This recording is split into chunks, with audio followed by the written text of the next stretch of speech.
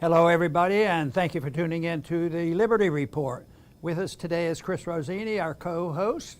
Chris, welcome to the program. Good morning. Great to be with you, Dr. Paul. Very good. It's good to be back in the studio. We had a very good time at the conference up in Virginia. We had that wonderful turnout, and I was very pleased that when I asked how many people in the audience watched the program, and they said, and there were a lot of people watching the program.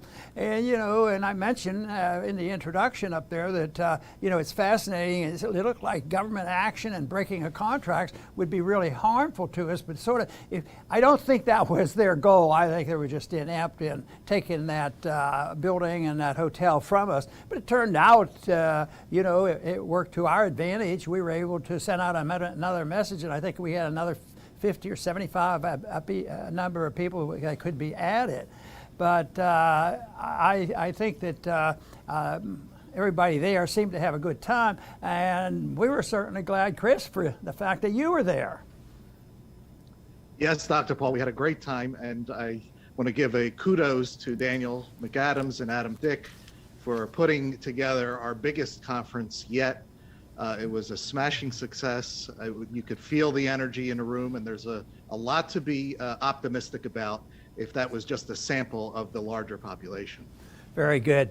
I want to start off today talking about our least favorite doctor in the whole country, the doctor that has more to say about the practice of medicine and what to do and not to do dealing with coronavirus. And he's never treated a patient, is what I've read. And that, of course, is this guy called Fauci. And he's the one, I'll bet a few of you remember, he has had a few confrontations with a certain senator in Washington, and that senator, of course, is related to me. But they've had some very, very sharp words. And the big question is whether Fauci authorized or was involved in transferring funds to some research groups that actually got involved, and they sort of tried to hide some of the funding that actually went over to that Chinese research group. And that's what the two of them were fighting over, who was telling the truth about it. But somebody filed a report, the Freedom of Information Act, which is a very good program. That's one that has been helpful to a lot of people. So they end up with a huge report, and it just came out, and I just saw the first announcement today. So although we had a couple other items that we will mention, obviously for us this was big news, because the Freedom of Information Act said that Fauci should have known all that's going on, and somebody's not being straightforward with this. And there's been charges made back and forth, and he's made some pretty strong charges against Rand. And this to me is very significant, and sorting this all out is a major thing. But the report is huge. I obviously haven't read the whole thing, but some people say this really is a vindication for what Rand has been saying, that not that Fauci was a conspirator in this sense, but that he was in charge of the outfit that actually saw money going to these research groups, and therefore morally, if nothing else, there's some relationship there. So that'll continue, I'm sure, to go on to find out how he participated. But I'm not too surprised about this. I think this turned out to be a big deal because of the issue and the virus and all. But I don't think this is the process. It's natural in a bureaucracy that spends money like crazy and passes it out. Money is always fungible. I think about the Hyde Amendment that's been around for a lot of years in Washington. The Hyde Amendment is one where we give away a lot of money to family planning around the world, but we don't want them to use it for abortion. So the Hyde Amendment says you can't spend any of this money, on abortion, which is a joke, and you give it to the same organization, the family planning groups, and money is fungible. But all money is fungible. The military money is fungible. And sometimes, the money we spend and send it all overseas, it backfires on it. Just think of all the weaponry that was left in Afghanistan after 20 years of fighting. And instead of saying, yes, we made a mess of this, and we're beaten, and we're getting out of here, and we're going to learn our lesson, and we're not going to go back. No, you never learn this lesson. But we should expose it, and I think that's what they're in the middle of now. I think this report is helping to expose how it operates. But you know, trying to practice medicine with bureaucrats in the federal government from the very beginning of this virus, so-called epidemic, has happened. I said, this is just further proof that the government should not be practicing medicine. Not at all. They shouldn't do it indirectly or directly. This was very direct. And then it becomes a political tool, and they get into this wokeism and stuff and lockdowns. And then you wonder, why in the world are they doing these things? Well, there are a lot of answers to that. Some of those possible answers I dealt with in my speech the other day. But it's so difficult to try to figure out exactly why they're doing these kind of things. But one thing is that you can depend on it. If you send money to government, the money is very rarely going to accomplish some humanitarian benefit, no matter how they couch it, what words they use, whatever the intentions are. The unintended consequences seem to come along. And this may, at a time, be one of those times, unintended consequences, but I still have a lot of questions of it because the whole purpose of why do they want to even do this type of research? I think it's something that we have to learn a lesson. That's what I've been saying about Afghanistan. Those lives were lost in vain. The most you can hope for is people waking up and saying, this is so much evidence that it's staring us in the face that we ought to give up the policy of interventionism in the military and running the world. But we ought to do that in medicine. Interventionism in medicine, it doesn't work. I mean, you can't have a committee practicing medicine where I was taught and still strongly believe that good medicine is done with two individuals being very close together and talking to each other, and that's the doctor and the patient, and working out all the problems, but not for the bureaucrats to get involved and money involved and drug companies to be involved. That it's not going to work. And so this is what I hope will come out of this report that was just released, to show that all this mischief and all this money means that we don't need Dr. Fauci to practice medicine. Matter of fact, the Dr. Fauci's of the world makes it very difficult to practice good medicine. Chris? You're here, Dr. Paul. Yes, this is huge evidence that comes out, and it's a very big positive for Senator Paul. But at this point, you go up to most people and tell them, Fauci lied and was under oath. I mean, who's going to be shocked at this point? We've done a couple years worth of Fauci said this, and then he said this, and then he contradicted himself here. It's constant, lying is basically what you would call it.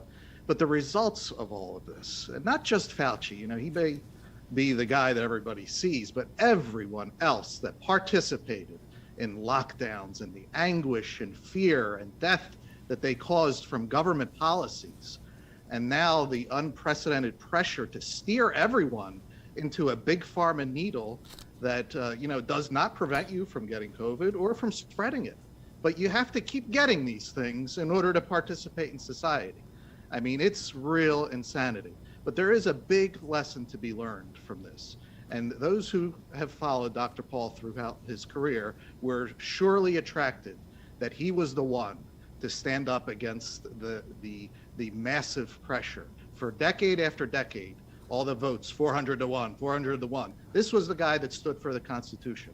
Well, we're seeing that also in the COVID with Senator Rand Paul. He would go out there and be the one with all the slings and arrows being fired at him.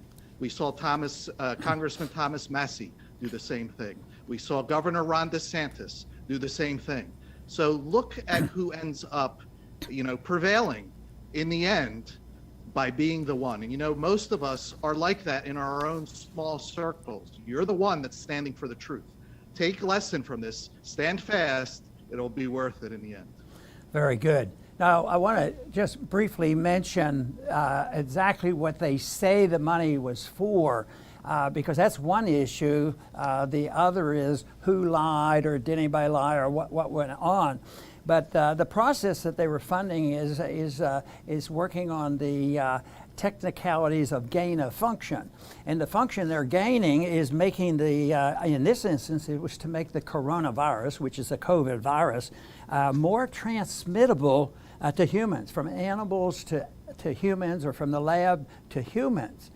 And you know, there's all these other things on funding and how it was processed and whether they should have been doing it. But just if you look at that by itself,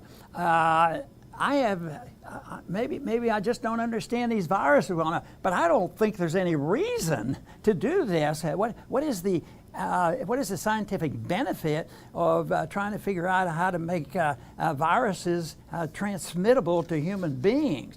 They'll probably say, well, this is sort of like giving them a vaccine or something. Oh, okay, then we better be alert. So this is one thing that I hope that they try to give an answer, because I think they're going to come up short. Why would they hide it so much and not tell you, oh yes, we've been working on this? Why didn't they straight out put it on the budget when these votes occur? Of course, anything like this is never listed. It's always buried. And these budget bills, they might be 1,000 pages long. So even if you tried to read it and sort it out, and then also the money is given away to these agencies of government that they have leeway on how to fund it. Oh, just do research. And very rarely does anybody follow up. In this case, this mess we have, very dangerous, and maybe has made this problem much worse, this whole thing with COVID. But it should be turned around and said, you know, we don't need this type of funding, and we need a lot better surveillance of how this money is spent. Maybe we can calm down this epidemic of the growth of big government. Well, I want to go on to the next issue, Chris. There was an issue today that I thought was interesting, because it said there was a UK minister has gotten involved in this question about giving vaccines to children, and he was arguing with a judge. And it turned out that a teenager it was claimed that he wanted it in sort of maybe collusion with the teacher or whatever, but the parents didn't want it. So they took it to the judge, and the judge says, well, we're trained in this. We're trained in trying to figure out what is the best for the children. Well, I'm part of the village. So he goes and has an interview with it, and he said, well, whenever we can, we always side with the children. So they made it so that he could have the COVID injection, and therefore the parents were overridden. Now that's an incident, but that principle is around, is sort of embedded. I think about it that in medicine, when I started, if I had to go to the emergency room to sew up a child, I would never put a stitch, not even a single stitch, in a child without the mother's permission. Sometimes we'd wait, sometimes they'd come in, sometimes we would take a permission over the phone, but we just couldn't do that. But in recent years, after the 60s came along, you know, children can face up with social problems too, and there can be young girls that get pregnant, and we have to help them out. Well, I believe that's the case, and there's ways of doing this. But it isn't by destroying the concept of family, because they made it so that if a child, a 16-year-old, pregnant and gets an abortion, and the mother is denied, doesn't give permission and is hidden from the mother, this is, really attacking the one thing, and that is the family. And right now we're in a big problem with this wokeism, where one of the purposes of Marxism is to get rid of the family, which has been around for a long time. The more authoritarian and the more powerful the leaders are, the more tyrannical they are, the more they want to destroy the family, because truth and love may come out of that, where the tyrants don't want that. So this is where we are, and this is an example of the way they weasel in there and they're doing it. But this isn't the beginning. This is probably a sign that it's going to get a lot worse. Chris? Yes, Dr. Paul. And, there is an iron law in politics that authoritarians always overplay their hand. And when we saw this headline that a UK vaccines minister says that 12 to 15-year-olds can override their parents, I mean, we may be getting to the point where they're overplaying their hand. And this is, typical authoritarianism. You could go back to Plato, and it's a part of socialism, communism, fascism, this war on the family. Now, why? Why is there a war on the family? Number one, because family is a sign of independence. And authoritarians want you to be dependent, everyone to be dependent on them. You're not supposed to depend on, family. Also, family is a competing loyalty. People will die for their families. Authoritarians don't want competing loyalties, whether that loyalty is to God, to your family, to your community, to your culture. That's why you see all this war on all of these things to try to wipe them all out. They do not want to hear that you don't want a shot for religious reasons. Forget your loyalty to religion. Your loyalty is to be to the authoritarian, or that you don't want it because of your culture. And they don't now care that you don't want to take this shot because your parents said no. No, you are 12 to 15 years old. You can make the decision to put Pfizer into your veins. So this is overplaying their hand. It is a sign of desperation, and it may be a good signal that they're running out of bullets. Very good. And we have a good story, and it's not just one day. It's been going on about 8 days now of how the French people are taking care of this. And it's easy sometimes to say the French don't care. They're not involved in anything very serious. But guess what? The signs are saying in their rallies now that are popping up, dealing with freedom. They want freedom. They don't want to submit. I will not submit on their signs. This is very good. And weekly they come out with the rallies, and the audiences have been between 140,000 to 200,000. People are coming out. And this is, very, very good. So they are saying that what we want is to be left alone. But this, to me, it means that they are awakening. But they're awakening to the fact that this wokeism is exactly the opposite of awakening to where people say, something's wrong going on here, and we have to do something. We have to stand up to it, and we have to get out there. And it's peaceful civil disobedience. And, that is the thing that the governments can't stand. They say if anybody is, any individual who's willing to tell the truth and stand up to the government is the most dangerous man to their empires. Just hearing the truth. And that of course is our goal with this program, is trying to look at things the best we can and find out what the truth is, realizing that nobody has a monopoly over the truth, but you can have a monopolistic attitude about seeking the truth. And that's what should be done. But what happens when the opposition, when the wokeism people, what their dedication is to hiding the truth?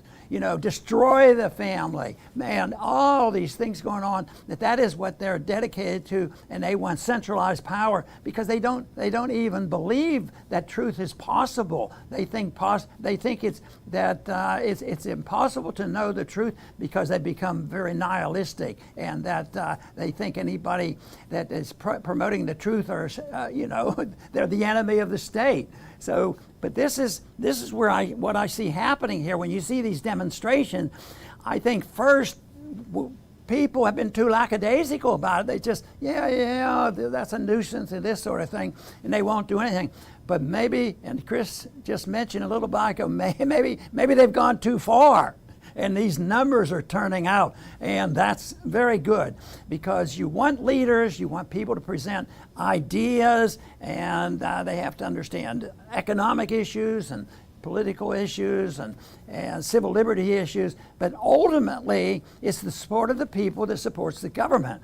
Most tyrannical governments are at one time or another, especially when they're starting, are supported by the will of the people because they've been promised so much. But then they suffer through it, and finally it fails. And I think of it, the biggest one ever probably in the history of the world, which was during my lifetime, and that was the Soviet system of communism, which finally failed because the ideas were wrong. It just dissipated, and the people resisted, and the people said, no, shoot me, but I'm going to go up there and participate in tearing the wall down.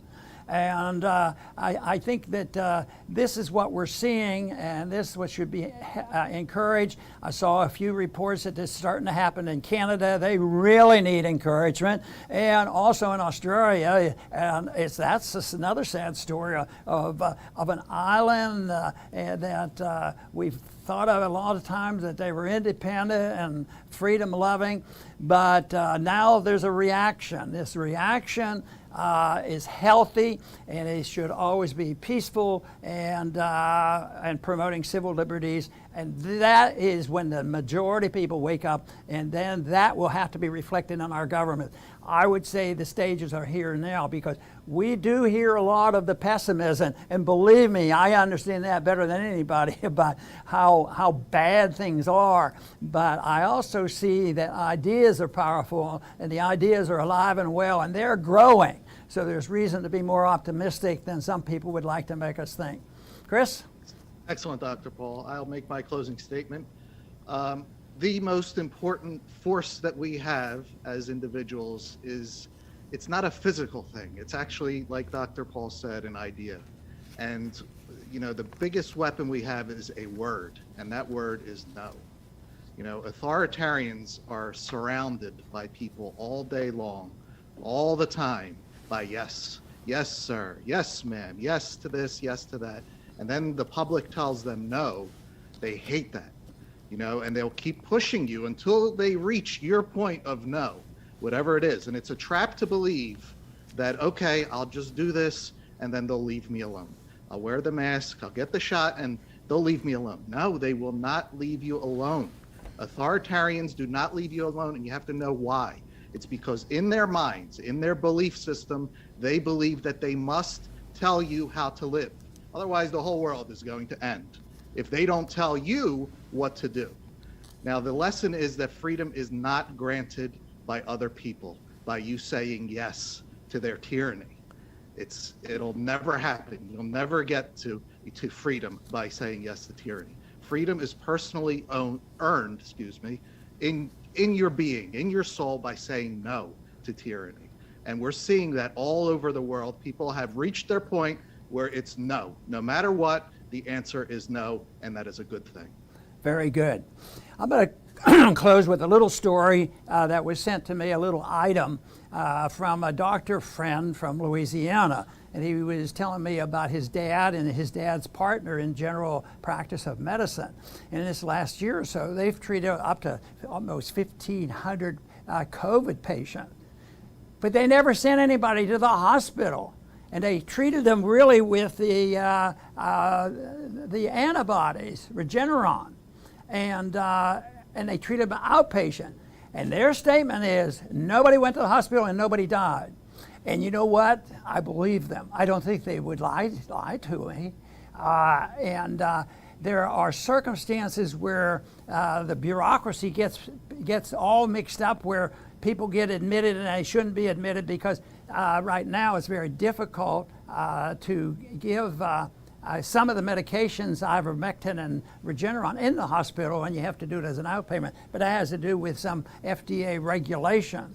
But I think that's fantastic, but you don't read about that in the paper. And I think the other example of attention getting was Joe Rogan. I sort of pay attention to him, even though I've met him one time, because one time on Jay Leno's show, he arrived with one of my Ron Paul for President shirts. So I know him, but I don't know him well. But anyway, he was hit hard the other day because the media tore into him because he got over COVID.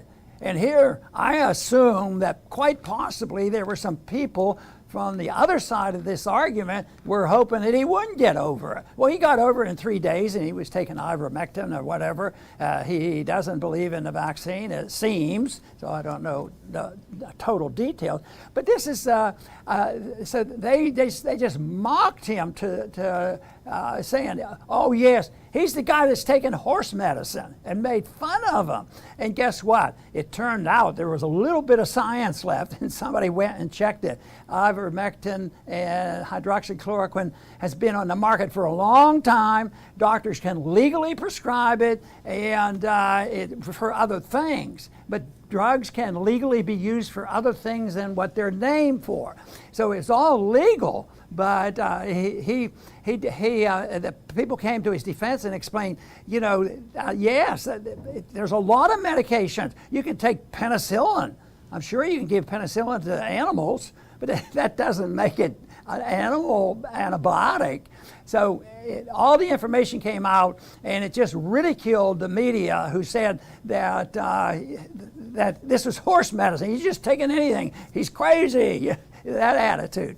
But anyway, he got over it, and I think there was also a victory for the fact that he was doing something that actually avoided the necessity going in the hospital. But people will be in denial. They've been lectured to. They hear it every day, that if you do that, you're risking the lives, and now you won't give the vaccines to the children. They get better 99.99% without it. But yet now they're getting ready to give vaccines to kids, and now they say, well, the vaccines aren't quite as good as we thought, so we have to give a booster. So we gave a booster, and now they're saying, well, it looks like in 6 months you're going to need another one. The truth is, this type of virus is like a cold virus, and can you imagine every year that everybody's going to take a vaccine and treatment that would be very complicated for a cold virus. So, and then the treatment becomes worse than the disease, and that's what the problem has been. So I'm glad my friend Joe Rogan got well better, and that we were able to make a good statement out of this little episode. I do want to thank everybody for tuning in today to the Liberty Report. Please come back soon.